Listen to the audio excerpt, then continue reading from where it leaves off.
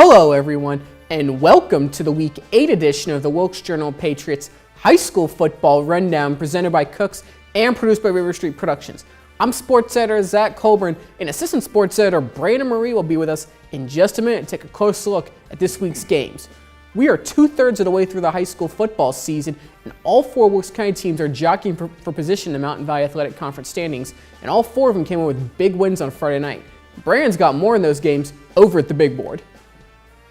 Thanks, Zach. There were two games in Wilkes County last night. The other two Wilkes County teams were playing out of town. We don't have highlights from them, but we do have stats. We'll get to those in just a minute, but we're going to start by taking a look at West Wilkes' dramatic come-from-behind win against Alleghany on homecoming Friday night. That was Dallas Ashe right there. He opened the game with a 56-yard rush for a score in the first minute, but things didn't go as well from there for the Blackhawks. They went for a fake punt there late in the fourth quarter, down by 2 points. Turns into 6 points for Alleghany. Not what you want to see out of that situation, but the Blackhawks did not give up. Alex Ortiz had 4 touchdowns, including 3 in the third quarter. West Wilkes scored 22, or fourth quarter. West Wilkes scored 22 fourth quarter points to come all the way back and seal a 34-27 win. Ortiz had 178 yards on the ground. He was also 5 for 13 passing for 63 yards. Dallas Ashe had 52 yards for the game, including the touchdown that we saw. Tyler Skeen had 4 carries for 32 yards. He also had a catch for 27. And Cole Smith had 2 catches on offense and 1 on defense, and that was the last play of the game before West Wilkes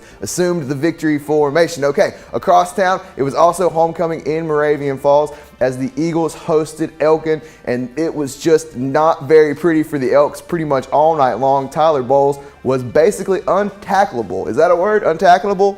We're going to judges say it's good. All right. He was just weaving in and out of traffic all night long. He had 7 carries for over 170 yards. He also had 1 catch. We're going to take a look at that one right here. It was a 74-yard pass from Camden Wyatt, who threw for 4 touchdowns, including this one on the game.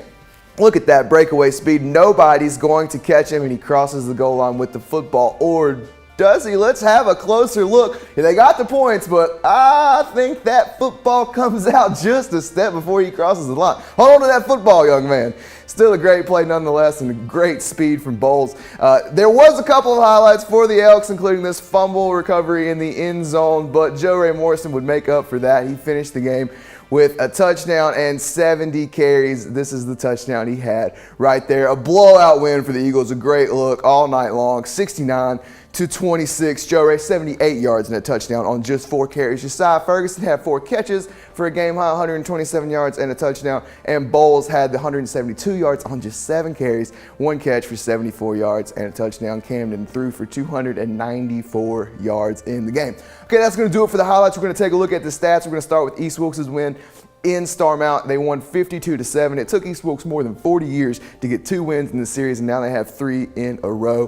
Thanks to the efforts of Bryce Vestal, he went 8 for 11 for 157 yards and 4 touchdowns through the air. He had 7 carries for 47 yards on the ground. Damian Reed had 91 yards on the ground and a touchdown. He had 1 39-yard touchdown catch. Jared Wood had 5 catches for 68 yards and 2 scores, and Devin Couch had 5 carries for 30 yards and a touchdown on the ground. He also had 1 38-yard touchdown catch. Okay, up the mountain, North Wilkes just barely slid past Ashe County. It took a late interception to seal the win for the Vikings. They moved to 5-2 on the year. Jarrett Grimes, 31 carries for 157 yards. He is over 1,200 on the season now. Tyler Bowles over 1,000 thanks to his efforts on Friday night as well. Should have mentioned that.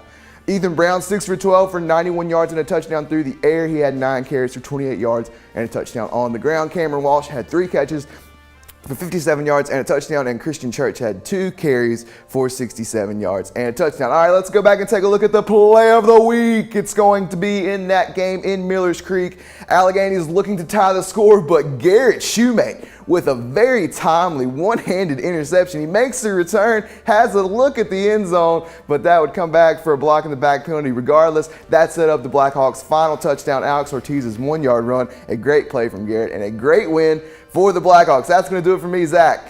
Back to you. Thanks, Brandon.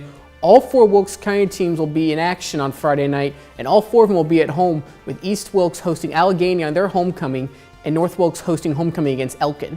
West Wilkes will host Starmount, and Wilkes Central will host Ashe County. And you can follow all of that action over at our Twitter and Instagram handles at WJP_sports. And while you're at it, like us on Facebook too. This has been the Week 8 edition of the Wilkes Journal-Patriots High School Football Rundown presented by Cooks. We'll see you on Friday night.